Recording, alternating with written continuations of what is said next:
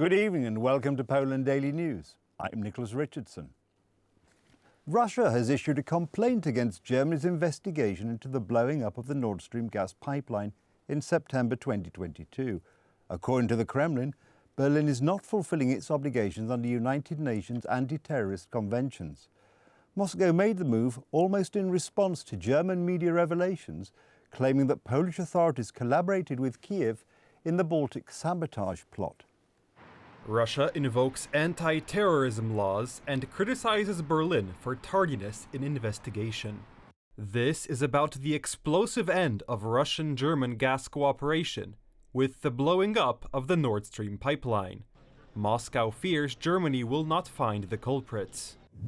We raised the issue of Germany and other countries involved fulfilling their obligations under UN anti-terrorism conventions. The news of the Kremlin's complaint coincides with a dispute over German media publications on the details of the sabotage investigation. The problem is that the revelations about a sailboat loaded with explosives sailing out of Kołobrzeg can hardly be considered credible. The very idea that a several-meter sailing yacht sails out and is loaded with equipment, explosives, and who knows what else, all while performing maneuvers at great depths near the island of Bornholm, doesn't make sense either. This was followed by further comments by a number of German publicists, suggesting that the Polish authorities knew everything, and that the operation was approved by President Zelensky himself. These are only speculations, suspicions, and there is no hard evidence here that the Polish authorities were actively complicit in blowing up Nord Stream. In response to the media hype in Germany, the head of the Polish government spoke out on social media. To all the initiators and patrons of Nord Stream 1 and 2, the only thing you should do today is apologize and sit quietly, wrote the head of the Polish government. The problem is that, as commentators point out, precisely on this topic, he should speak out sparingly. Poles do not want Nord Stream 1 or 2 and are aware that this investment has done Poland a bad service, and in the future it may also do Poland a bad service in view of the expected election campaign, in which Donald Tusk may run. This is not surprising, but let us remember that this is purely rhetoric.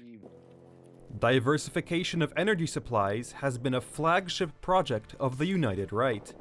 The first deliveries of liquefied gas to Świnoujście, the construction of the Baltic Pipe, and warnings against energy dependence on Moscow. From Berlin's point of view, there are no coincidences. This is an attempt to put pressure, if not even to say blackmail, on Kiev to finally sit down for talks with Putin and bring about an agreement, such as the Minsk agreements in the past. In the end, Germany paid a high price for this mistake. The energy crash and the spike in production costs are forcing them to look for blame everywhere but at home. The former head of German intelligence even wants compensation of 30 billion euros from Poland and Ukraine.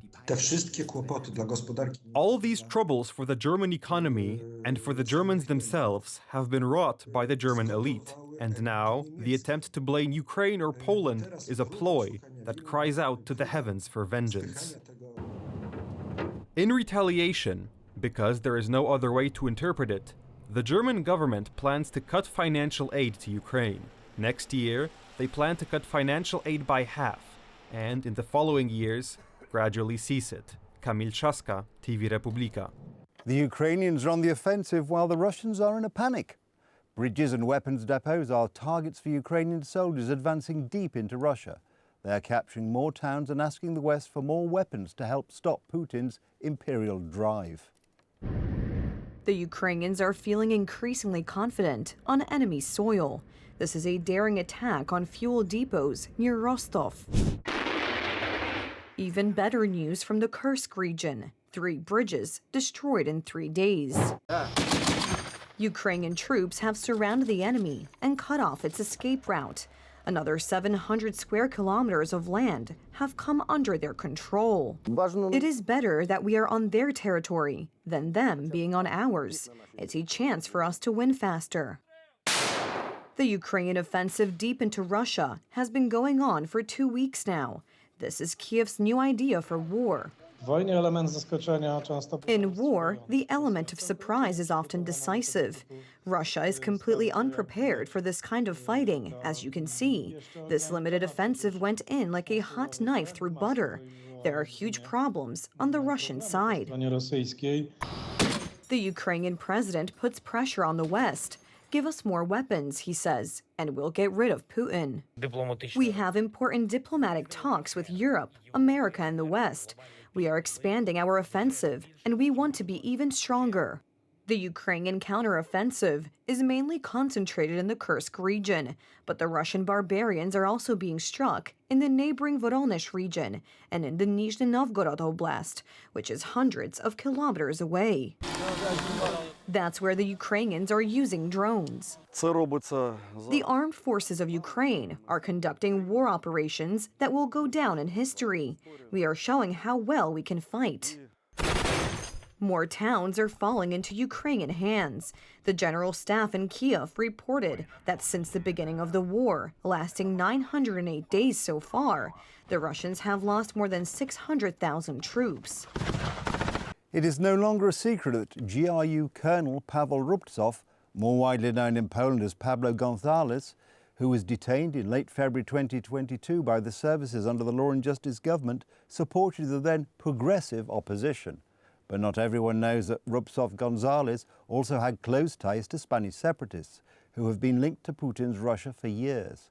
And just before his detention, according to unofficial information, thanks to the Pegasus system, an attack began on countries using the system, which was also supposed to be used to surveil Rubtsov's Catalan friends. After the Canadian Citizen Labs leaked information about users of the Pegasus spyware in late 2021, the then opposition in Poland raised an outcry. Soon the protest against the use of the spyware became one of the main slogans of Tusk's later coalition, and after taking power, one of its most important commitments. A special committee was formed in the Sejm to work on the uncovering of facts surrounding the alleged Pegasus affair. This is certainly the biggest scandal in what is now well over 30 years of Poland's independence, because this affair is comparable or even bigger than Watergate.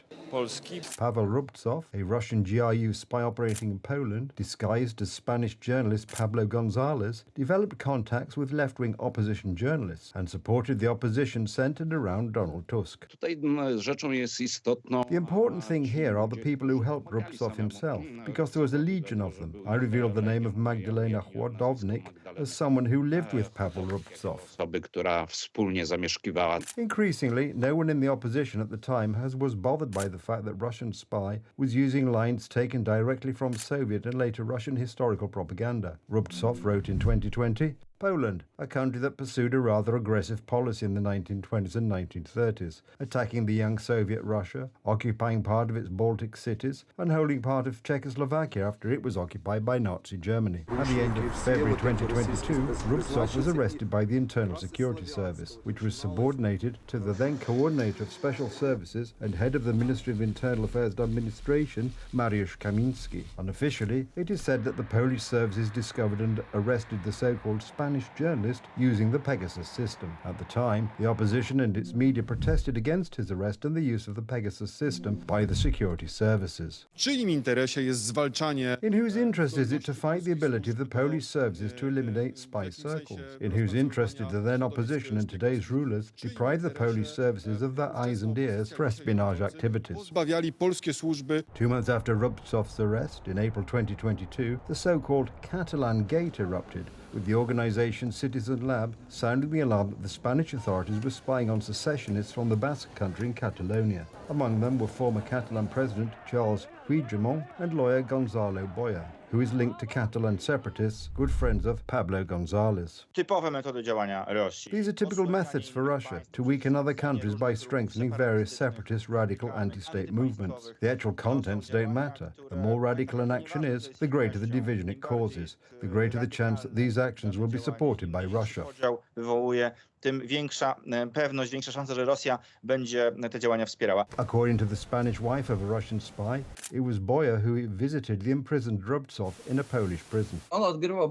He played a very important role precisely in terms of blowing up Spain from within and thus supporting the separatist movement. Hence, the later very powerful action of Basque separatists supported the campaign to free Rubtsov. The Pegasus system was also supposed to help catch a network of 9 spies and saboteurs working with Russia in March 2023. We recently learned that 2 Russian spies from a group arrested during the Law and Justice Party era, released from custody by the court, have escaped from Donald Tusk's subordinate services. Radosław Jankiewicz, TV Republic.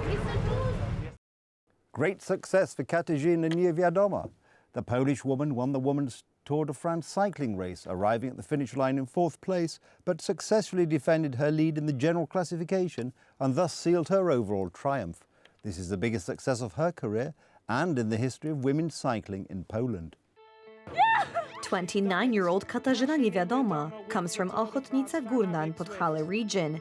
In April, she won one of the most prestigious races, La Flèche Wallonne Féminine. At the Olympic Games in Paris, she did not manage to win any medal, finishing 8th, but sports can often be unpredictable. If she had been in that first part and not succumbed to that crash, there certainly would have been a medal.